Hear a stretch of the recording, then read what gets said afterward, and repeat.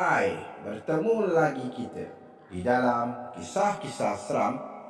Kisah seram aku kali ini adalah sebuah kisah seram belakang rumah.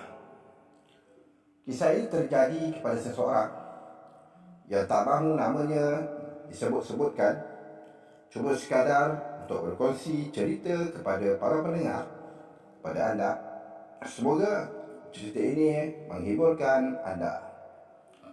Sebelum aku meneruskan kisah seram ini, jangan lupa subscribe, share, like dan juga komen. Dan tekan loncengnya untuk mendapat notifikasi yang baru.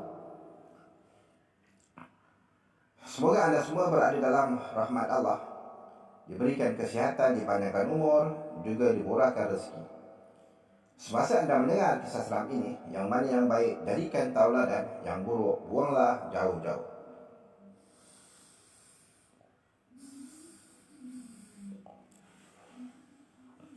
Kisah ini terjadi semasa cuti perayaan.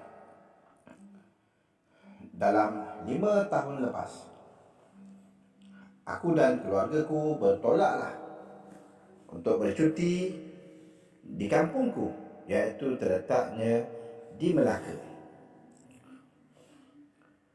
Aku sampai di Melaka lebih kurang senja. Jadi aku pun cakap eloklah, boleh terus buka puasa. Ini adalah puasa yang terakhir. Dan selepas berbuka puasa bersama sanak saudaraku, aku pun buatlah seperti biasa, seperti mana orang-orang lain melakukannya, iaitu mendirikan solat. Bila tiba waktu malam, pada masa itu jam menunjukkan pukul 12.30 malam.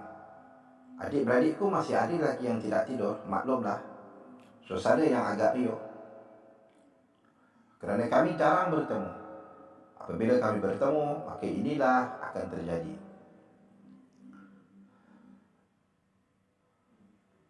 Pukul 2 pagi, lebih kurang macam tu, aku bangun untuk pergi ke tandas. Masa aku nak pergi kat tandas tu, aku nampak daripada luar tingkap aku, tingkap tu terbuka. Tingkap ni berada di bahagian dapur. Sebab tandas ni dia memang satu bangunan dengan dapur. Dan apabila aku nak pergi ke tandas, aku akan lalu dekat tingkap tersebut. Masa aku tengah lalu kat tingkap tu, aku nampak ada benda yang sedang bergerak-gerak, menunduk-nundukkan kepalanya. Apabila aku amati, aku tengok betul-betul. Tetapi pandanganku seketika tidak menjadi terang, kerana keadaan di situ agak gelap. Aku cuba mengamati dan aku tak tahu benda apa yang aku nampak tu. Cuma yang aku boleh beritahu, benda tu berwarna putih, agak tinggi dan menundukkan kepalanya seperti orang yang sedang rokok.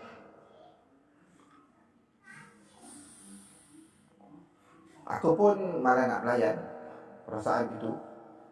Mungkin itu hanya sekadar perasaan, kerana keadaan yang sunyi pada pukul 2 pagi itu membuatkan aku rasa agak dingin. Aku pun masuk ke dalam toiletku, lalu aku buang apa yang patut. Dan setelah aku keluar, aku mula kembali ke tempat tidurku. Semasa dalam perjalanan nak ke tempat tidurku, tiba-tiba aku terdengar ketukan. Mula-mula tu tidaklah berapa kuat. Lalu kelamaan ketukan itu semakin kuat. Aku bingkai bangun dan lari ke arah dapur. Apabila aku pergi ke arah dapur, mula-mula aku sangka bunyi ketukan itu berasal daripada pintu yang ada di bahagian dapur. Tetapi bukan itu yang sedang diketuk. Apa yang diketuk iaitu dinding dekat tingkap bahagian dapur yang aku nampakkan benda yang berwarna putih yang merokok-rokokkan badannya. Apabila aku tegur, aku cakap dengan dia, jangan bising-bising lah, orang nak tidur, pergi main jauh-jauh. Selepas itu bunyi itu hilang begitu saja. Aku pun pergilah kembali ke tempat tidurku. Baru saja aku hendak memejamkan mataku, aku dengar seperti ada orang yang berjalan segera-segera.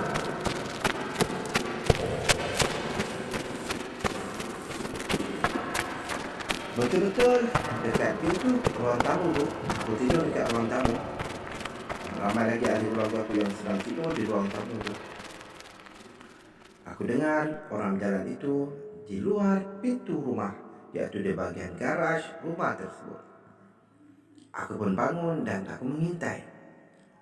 Tetapi aku tidak nampak apa-apa. Dan pada ketika itu, angin pun tiada yang bertiup. Sedangkan rumah aku ini adalah rumah yang berdekatan dengan pantai-pantai yang ada di kawasan itu. Selalunya, angin malam akan bertiup dengan indahnya dan menyapa bulu-bulu rumah yang berada di tubuh badanku. Tetapi malam ini agak ganjil dan pelik. Mengapa tak ada angin? Dan bunyi apakah yang aku dengar itu? Aku bercakap, sudahlah, aku nak pergi tidur lah. Kacau dia lagi ni. Aku pun nak pergi tidur, tiba-tiba aku terdengar, "Abang nak tidur dah ya? Abang nak tidur dah ya?" Aku toleh ke belakang dan aku terus baring dan aku terus rubungkan wajahku dan aku tidak sedarkan diri lagi. Tibalah keesokan harinya. Aku bangun seperti biasa untuk menunaikan solat subuh, diikuti dengan solat hari raya. Aku tidak menceritakan kisah ini kepada sesiapa pun dalam ahli keluargaku.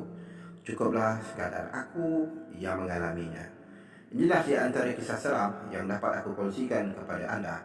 Jika anda suka dengan kisah seram ini ataupun kisah yang tidak berapa seram ini,